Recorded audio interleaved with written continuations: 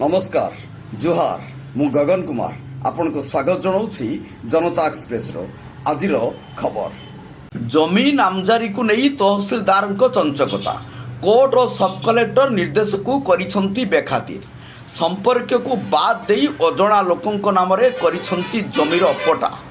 बस्ता थाना विद्याधरपुर ग्राम में जड़ा निसंतान वृद्धा मृत्यु पर कोर्ट निर्देश क्रमे भाई मान नाँ समस्त संपत्ति रेकर्ड करने को थिबा बेले बस्ता तहसिलदार चंचकता को नहीं चर्चा एवं जोर धरी।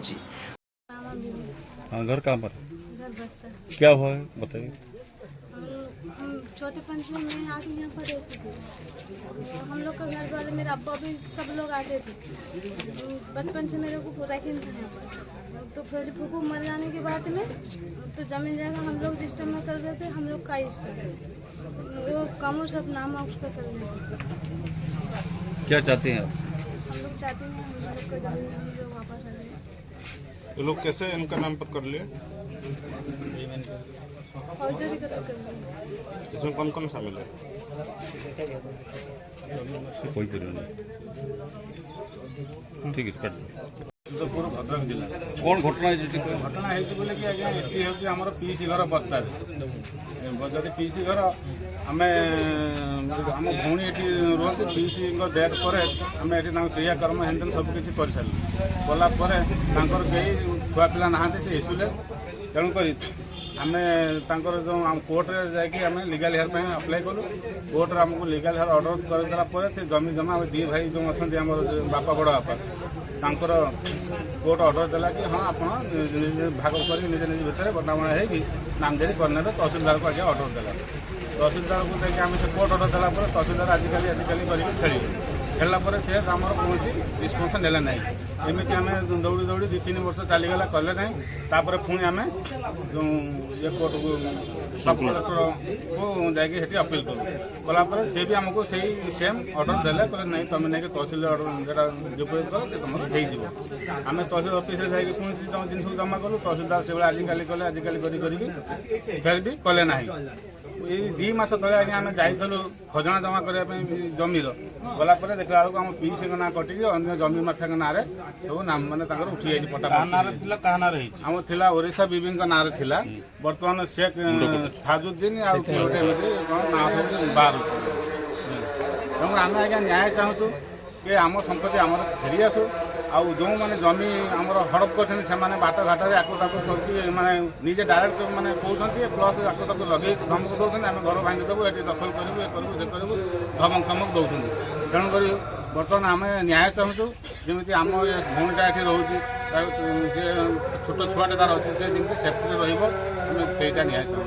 आम संपत्ति आमको अभियोग आज्ञा करूँ तहसिलदार आज ये हादसा घटनाटा है लिखित अभियोग लिखित अभियोग आम आज्ञा आम कोर्टे पुणी यार काउंटर केस कराई बर्तमान डिजिटल युग आखि रेटिना कि थम नदेले टिप नदेले रेजिस्ट्रेशन हो पार तो केमी है रेजिस्ट्रेशन सी बलामगढ़ लोक किए से मान निजक लिगल हेयर साजी मैंने धोखाबाजी बेईमानी जो मैंने बर्तमान कर लोक आसिक बिक्री कर जहाँकि सी लोक एठिकार किए नुहे कि कौन ना गंध किसी ना जे निजक माने क्या दायी करेंगे क्या दायी आज्ञा आम करूँ तहसिलदार करूँ दायी रेजिस्ट्रेशन जो तहसिलदार दायी है ना सब रेजिस्टर दायी है तहसिलदार दायी है आज्ञा सब रेस्टर आमको तो ये सब रेस्टर तहसिलदार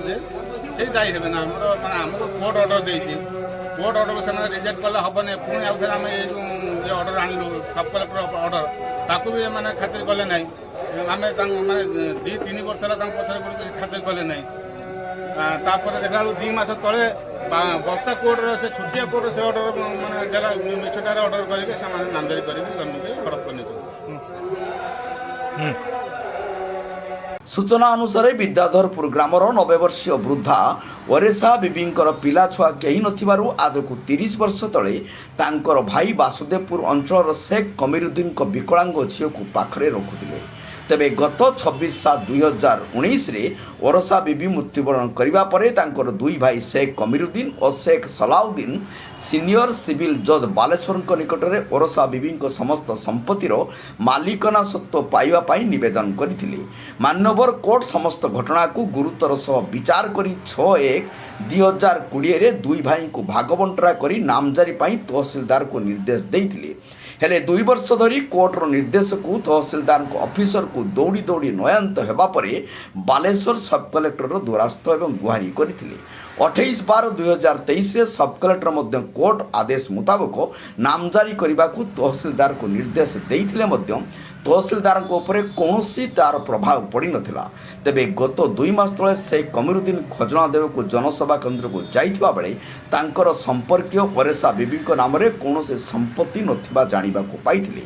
ଓରସା ବିବିଙ୍କ ସମସ୍ତ ସମ୍ପତ୍ତି ବଳରାମଗଡ଼ି ଅଞ୍ଚଳର ଶେଖ୍ ମୁସଲିମଙ୍କ ନାମରେ କିଛି ହୋଇଥିବା ବେଳେ ଅନ୍ୟ କିଛି ଜମି ବିଦ୍ୟାଧରପୁର ଗ୍ରାମର ଶେଖ୍ ସାହାଜୁଦ୍ଦିନ ଶେଖ୍ ରିୟାଦୁନିଙ୍କ ନାମରେ ହୋଇଥିବା ଜାଣିବାକୁ ପାଇଥିଲେ। ଉକ୍ତ 3 ଜଣ କୌଣସି ସମ୍ପର୍କୀୟ ନଥାଇ ତହସିଲଦାରଙ୍କ ଗୋଚରରେ ହୋଇଥିବା ସାମ୍ବାଦିକ ସମ୍ମିଳନୀରେ ଅଭିଯୋଗ ଆଣିଛନ୍ତି ସମ୍ପର୍କୀୟମାନେ। ଏଣେ ଓରସା ବିବିଙ୍କ ମୃତ୍ୟୁ ପରେ ତାଙ୍କ ନିକଟରେ ରହୁଥିବା ବିକଳାଙ୍ଗା ଝିଅକୁ ଜମି ହାତେଇଥିବା ଲୋକେ ବିଭିନ୍ନ ଧମକ ଦେଉଥିବା ଏବଂ ସେମାନେ ଅସୁରକ୍ଷିତ ଥିବା ଜଣାଇଛନ୍ତି। ଏହାକୁ ନେଇ ଆଜି ଅପରାହ୍ନରେ ବିଦ୍ୟାଧରପୁର ସ୍ଥିତ ସ୍ୱର୍ଗତ ଓରେସା ବିବିଙ୍କ ବାସଭବନରେ ତାଙ୍କ 2 ଭାଇ ବିକଳାଙ୍ଗ ଝିଆରୀ ପୁତୁରାମାନେ ଉପସ୍ଥିତ ରହି ସାମ୍ବାଦିକ ସମ୍ମିଳନୀ ଜରିଆରେ ସରକାରଙ୍କୁ ନିଜର ଦୁଃଖ ଜଣାଇବା ସହିତ ଉକ୍ତ ଜମି କେଳେଙ୍କାରୀରେ ପର୍ଦ୍ଦାଫାଶ କରିଛନ୍ତି। ବସ୍ତା ତହସିଲଦାରଙ୍କୁ ପଚାରିବାରୁ ସେ କୌଣସି ସନ୍ତୋଷଜନକ ଉତ୍ତର ଦେଇପାରିନଥିଲେ।